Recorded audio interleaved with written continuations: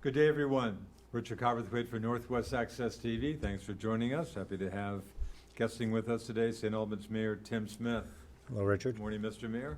Probably should know we are taping this show on Wednesday, August 17. Boy, summer's moving right along. Boy, back to school and within 2 weeks, right? And before September 1, I assume. They go back to school on the 30th of August. 30th of August. So, I'm trying to figure out why winters don't go by as fast as summers, but... So looking like in pandemic-wise, a normal, I guess I use the word normal hesitantly, but looks like a kind of a regular school year coming up in terms of pandemic issues. Are we pretty much past? It appears that way. I think we are. I mean, we attended. They had a parents meeting for all student athletes at BFA, and I attended Sunday night, and everyone was in the gymnasium, and facility was full, and I think all the sports will be operational as usual. Yeah. And so, I don't see much activity downtown relative to COVID. I still see a few people with masks, but I think we are getting close to that normal level, if you will. So. And I guess the thinking seems to be nationally, maybe everywhere, that at least for most people who get COVID, I had it a couple of months ago. I just felt like I had a cold for a couple of days, but it seems like at least in most cases, folks who get it, it doesn't seem to be too serious a situation. Obviously, there are exceptions still. Yeah, no, I think you're correct. That's everyone that I speak to, same, and I too had it back in May, and it was actually wasn't. I wouldn't even put it at the level of a bad cold. I just think. Just a little discomfort. So, coming off the Vermont primary election, this was the lead story in the Chronicle, the still very good Orleans County Weekly newspaper. And Becca Balint gets Senate nod, but the first sentence, this year's primary race has offered little in the way of surprises. I'm not sure I quite saw it that way. I don't know. I mean, Gerald Deploy Malloy, I think Malloy's victory over Christina Nolan sure surprised me anyway in the Republican primary for the U.S. Senate. Yep. And Liam Madden, who apparently has no allegiance to the Republican Party, fairly easily winning the Republican nomination for U.S. House. And I guess Republican Party doesn't want to deal with them. And I guess one of the people he beat, Erica Reddick, I think, is talking about running as a libertarian. Yes. But geez, I'm just not seeing if there's any suspense with statewide races in November. It sure escapes me. Statewide races. Yeah, statewide. The one race I might wonder about a little bit, Joe Benning won the Republican nomination for lieutenant governor. Do you know, have you dealt with Senator Benning? I have not, no. Sounds like a pretty solid guy from the St. Jay area, a lawyer, kind of moderate Republican, and David Zuckerman, as I figured he would, just with 100% name recognition, and probably helped by having a few opponents. I think a Kitty Toll, David Zuckerman head-to-head race. I think Kitty Toll might have pulled that out. But anyway. Yeah, that was one that probably surprised me a little bit. Kitty Toll seemed to have the financial backing, the commercials that were on TV and others. You talk about financial backing. You look at Bella Balint. Becca Balint had some Buckeyes. We used some. I was surprised by the margin, although there was that UNH poll that had that pretty accurately.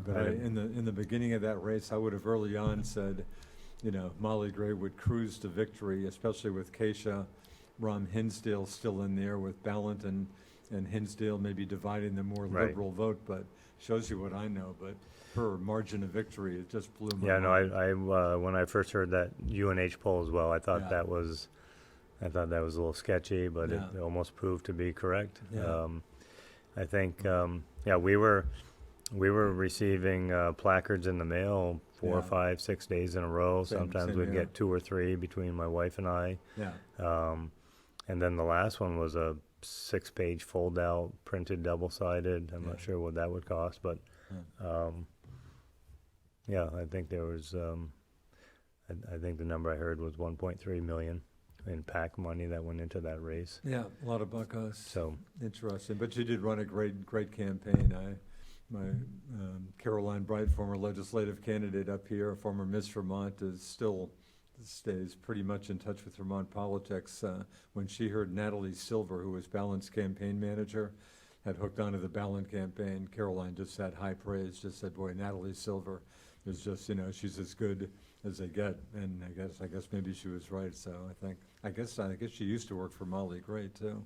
Oh, Derek. Yeah. So I had been talking about Molly Gray. Look for a meteoric rise for Molly Gray, perhaps from lieutenant governor to D.C. Now maybe we can say the same about Becca Ballant. Of course, interesting question now: does Bernie Sanders run for re-election in 2024? Of course, he may be thinking about running for president again. But if he doesn't, wouldn't you think Ballant would? I would assume go for the Senate seat. Do you think Molly Gray? Do you think her political career is over, or not necessarily? No, I don't think it's over. Yeah. I think I'm not sure where she will what she will look towards, but I think she'll still be around a little bit here. Yeah. I think, and I was thinking about this earlier. And you know her. You've dealt with Molly Gray. Yeah, we gave her a tour through town. Yeah. Brought her to a couple manufacturers in the Yeah. past. So yeah, we've had interactions with her for sure through FCIDC. Yeah, I think she'll be around. There's a lot of people who lose some campaigns, and then rebound and come back. So Folks like Dick Snelling come to mind, but Right. you're certainly right about that. So it'll be interesting to see where she does choose to go. Yeah. She definitely has a name recognition now for sure. Yeah. Yeah, going back, I think the lieutenant governor race will probably be about the only one that will Right. hold any suspense. I was going to say, if Benning can just latch on to some of the more, independents but conservatives, but boy, David Zuckerman, 100% name recognition, but Yeah. that's the one statewide race that I think might show a little suspense. But boy, aside from that, But then going back to, you mentioned Bernie for president Yeah. again, I'd find it hard to believe that Bernie or Biden would run for, I mean, I can't imagine Joe Right. Biden running and going through an election process. I'd say I've been saying the same thing to my friends for months, and as someone, who'd like to see at least a competitive presidential race in 2024, I've been saying for months before I started seeing stories about maybe 2/3 of Democrats saying, Joe, we don't want to see you run for re-election. Just saying, hopefully, from my point of view, by early next year, after the midterms, I'd like to see the president bow out and give other Democrats a chance to make their case. Yeah, no, If they keep saying, yeah, I'm planning to run for re-election, as we get closer to 2024, I don't want to even think about it. when he was elected, I didn't think he'd make it through 4 years, either mentally or one or the other, mental component being gone or physical. Yeah. I didn't think he had the ability to do that, and I think in some ways it's starting to prove out that way. So Yeah. it's going to be interesting to see. It will be interesting. Back to the city, community swimming pool. It's been a good summer down there, good numbers. Yeah, no, numbers have been unbelievable. There was on some of those hotter days, 500 plus people attending throughout the Really? day. And a peak day at the old city pool would have been just way, a few. Yeah, it hundred would maybe. probably would have been that 300 range. Yeah, On a peak day at the old pool. wow. Just to let people know, so the pool will operate through September 15th, Huh. and then it will be closed down for a week, so that we can. So what has to happen before the dome goes up? Yeah, Anything protruding from the deck, the starting blocks, the lifeguard stands, the mushroom, diving boards and stuff, or? I think diving board, all that has to come off. They roll the dome out, and then they start to fill it or expand it, Huh. and then once that's up and operational, then they'll put everything back in place. So it takes about a week. Wow. So that's going to be the plan moving forward. Then, so I guess around September 22nd, the pool will reopen, and Wow. the slide, just so people know, the slide will not be included within the dome. Underneath the dome, it's outside the structure. Yeah. It was just too big to do anything with. Yeah. But they're going to continue to offer swim lessons. I'm sure there'll be swim team activities and and all the other classes that they've done right throughout. So I think you'll even get me in there once that happens. I'm just not a big pool guy, having had the luxury of growing up by the ocean and salt water, and Kilcare's my main. But in off season, I suspect I will make good use of the pool. Yeah, it'll be interesting to see what how the winter pool will be received. And I think it will be, from a, I think back to when my kids were younger. Yeah. You get a 0 degree day with the wind blowing, you're looking for something to do and get out of the house. That would sound pretty good to me. Yeah, I think. I think so. And again, this company obviously has had some track record with it. Yeah, Is it the same company that did the Smuggler's Notch one, or? That I don't know, but they do. got some They track have a record with track this. record of doing many of these throughout the Okay. country. Huh. City manager did some homework even before, because we used them as a consultant to put numbers together and whatnot. Yeah. And they were, I think they seemed to be the cream of the crop and came to the top. Well, so it sounds like the pool's off to, Yeah. excellent start then, huh? Yeah, for sure. Good. USCIS, anything U.S. Customs and Immigration Services on their potential future site? Any more news on that? Nothing at all. I guess the news I did read the Messenger story about their former site, of course, the Gil Tabor complex, and I guess the city reducing the grand list value of it in half. In half, yeah. Given it's not being used now. Yeah, that's going to be a tough building to fill unless Yeah. it gets. I think part of the tricky thing is that the developer doesn't seem to be too active in promoting the building and recruiting new tenants. I don't know if they're waiting to see until a decision's made on the location of the INS building, because I think that is in the running somewhat. Yeah. So maybe they're waiting, but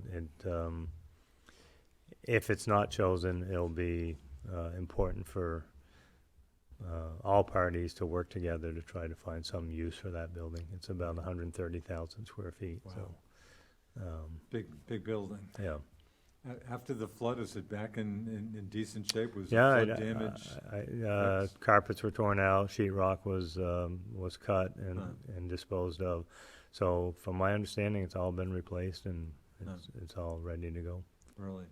Speaking with your, I guess, FC, Franklin County Industrial Development Corporation hat, the beta folks, anything nailed down for the old Energizer No, site? we're continuing to be in conversation. We're working with Beta, with the owner Pat Malone, and trying to figure out what's going to be the best scenario or best setup for them, not only for this year, but for the many years moving forward. So that's where we're trying to look at, how much space are they going to need in coming years, and try to accommodate that with existing tenants that are in there, which include Peerless Clothing and Belly Box. So just trying to make sure everyone has what they need and can all operate efficiently under that one roof. So Still confident? I mean, pretty confident yeah, this no, will happen? it wanes sometimes depending on the day, but no, I'm definitely still confident that we will be we'll be able to figure out what's needed and be able to accommodate them moving forward. So. And if that happens, that would be nailed down in the not too distant future. Any rough Oh time no, frame? it would happen quick. Pretty yeah, soon. yeah. They have equipment coming in. They've got some construction that needs to happen. So yeah, it has to happen fairly soon. You mentioned, I've seen the sign, Belly. Tell me about those folks. Yeah, Belly is a company. They're more or less a box distributor. Huh. So what Belly's niche is that they've been able to work with manufacturers, create boxes, different sizes for different products, but they create the box, they have the box printed, and then they store the boxes until needed. So a good example of this is Peerless Clothing uses boxes to ship suits out all the time, but at the same time they don't want to use up 20,000 or 10,000 square feet of warehouse space. So Belly warehouses the boxes and then delivers them as needed to Peerless. some of their clients include Peerless, Magic Hat, I think Perigo, and I think Fiddlehead might be in there as well. So they have some large companies, and they're sort of the box middleman, and they hold on to them and deliver as needed. So. Interesting. Is Belly in there just because Peerless has a presence here, or they might be there anyway? Well, that's a good point. So Peerless is a large customer of Belly, so they just moved out of Georgia. We're in discussions with them, we being Franklin County Industrial Development, to build Belly a new building, a new home, of which they've been looking at for a number of years. So that's another ongoing discussion. We're trying to work our way through, and hopefully this time next year they'll be in a new building in the industrial park. One other FCIDC note while I've got you. Enosburg, that project, the downtown Enosburg block, has that been purchased? That project's moving? Yeah, we were we were in Enosburg on Monday, dedicating a bench to a past board member, Steve Plouffe, who had really? served 23 plus years on the board. So we dedicated a bench. We purchased and supplied Enosburg with a bench for the park. We dedicated that. But while we were up there, we did a board tour of the Pearly Block. So yes, we did purchase a Pearly Block.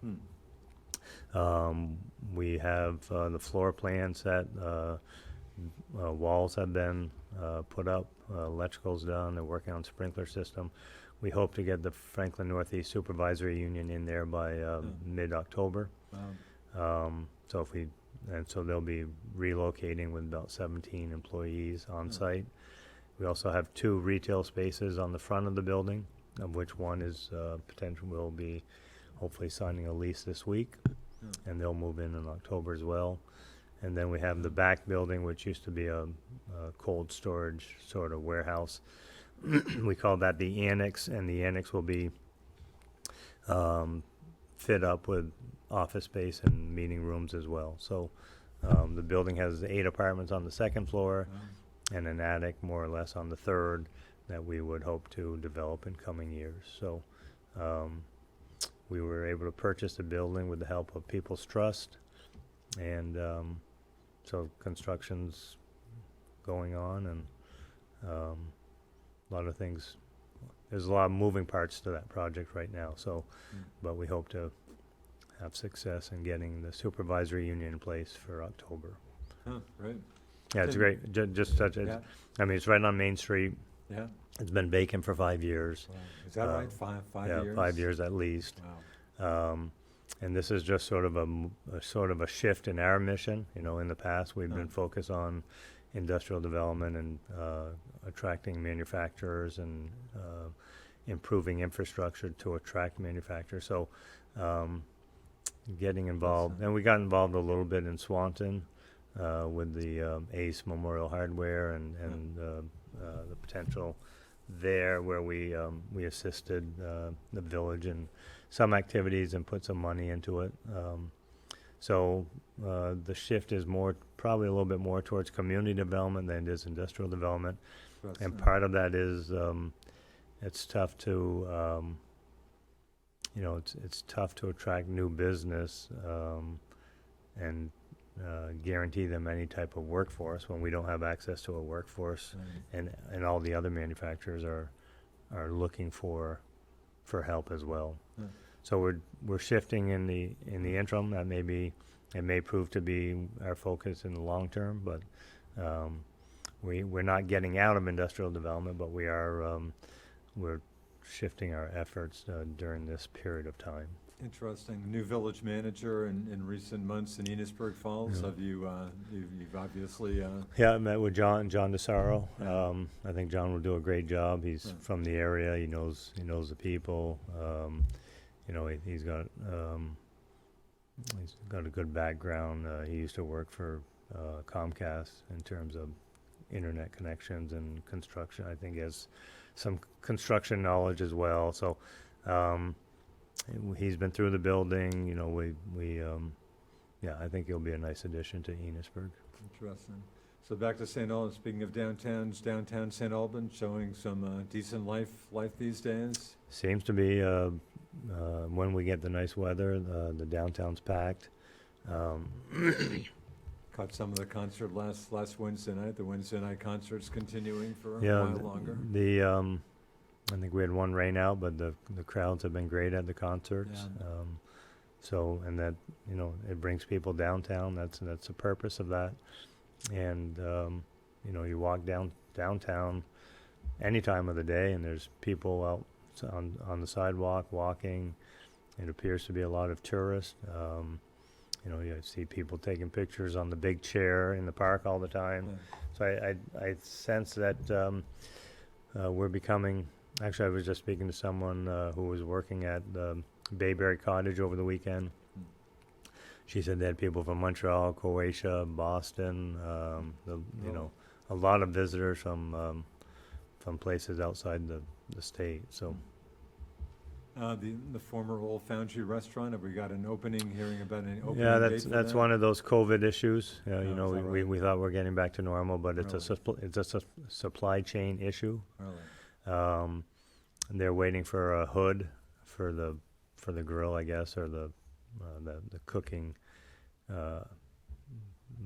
machinery, if you will. But the fryer later, the grill, they need a hood.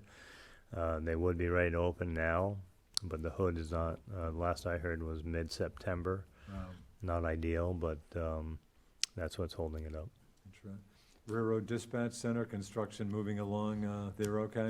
Yeah, the same thing. They've run into a few issues with supply chain issues. I was talking to Mike Connor a few weeks back, and they had a couple of things. I can't remember what they were, but they were delayed. Yeah. I think they were windows.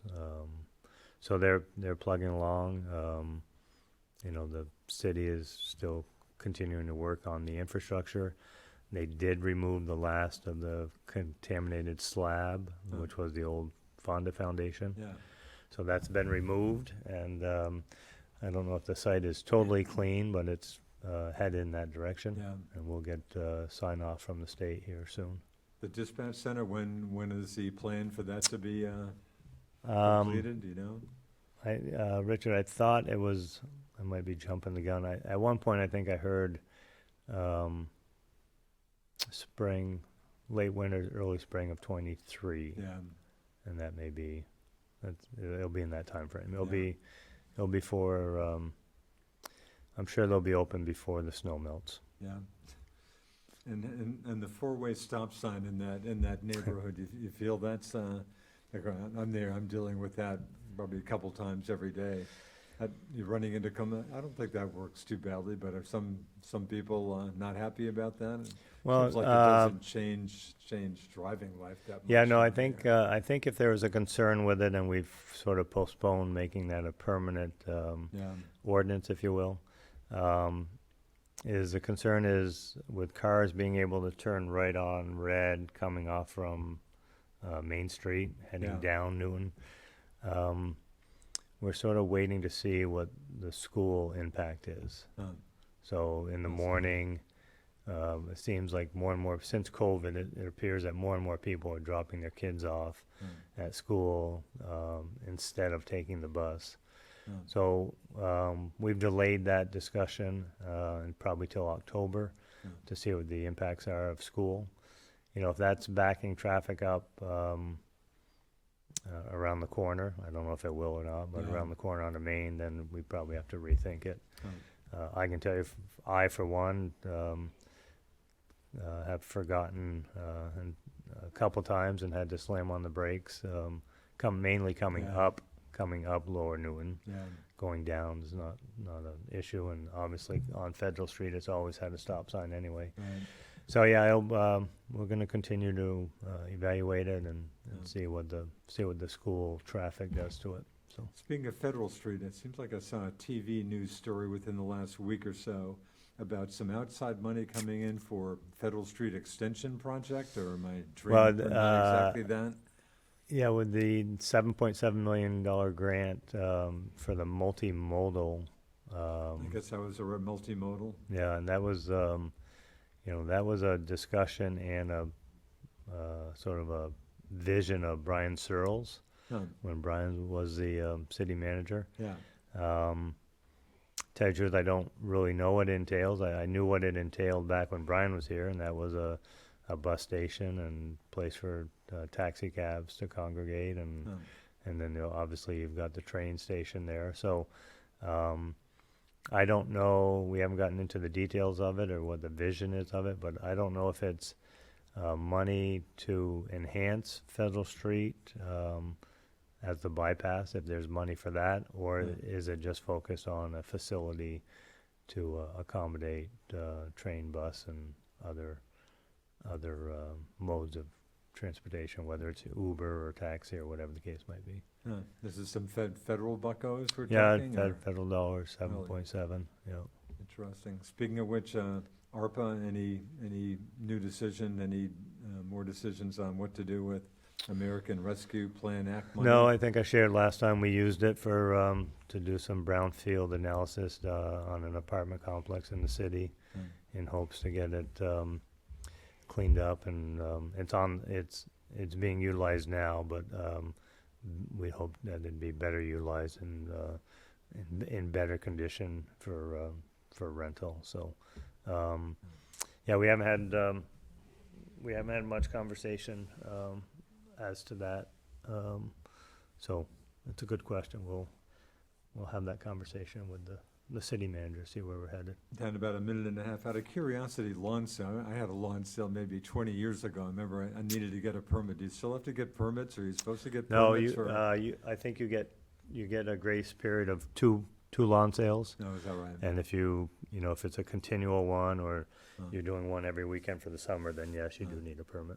Interesting. Staffing, St. Albans City PD Police Department still holding pretty solid? Pretty solid. We're still doing Highgate as well. Right. I'm not sure what's going to happen with the sheriff's department. Yeah, the That's sheriff's department, which we don't really have time to get No. into, but kind of a sticky situation with the sheriff's Yeah, department. and I'm not sure how the town will handle that. I know Yeah. it's a concern of theirs for sure. Yeah, And they may want to revisit the discussion regarding the police department. So, interesting. and I'm not sure what's going to happen with a sheriff candidate, whether John Grismore chooses to stay on the ballot or Yeah. withdraws. And if he does withdraw, who's going to step up, if anyone? I haven't heard him say anything publicly in the No. wake of the situation. No, I've heard nothing. I know he's a lot of pressure to withdraw, but I haven't heard anything official. Yeah, interesting. Tim, that's gonna just about do it, but again, boy, school coming up, but some summer left hopefully, but Yeah. again, thanks to St. Albans Mayor Tim Smith You're for welcome, Richard. guesting with us. Thanks for Paul Snyder for doing all the hard work behind the scenes here. I'm Richard Cowperthwait. We'll see you next time on Northwest Access TV. See ya.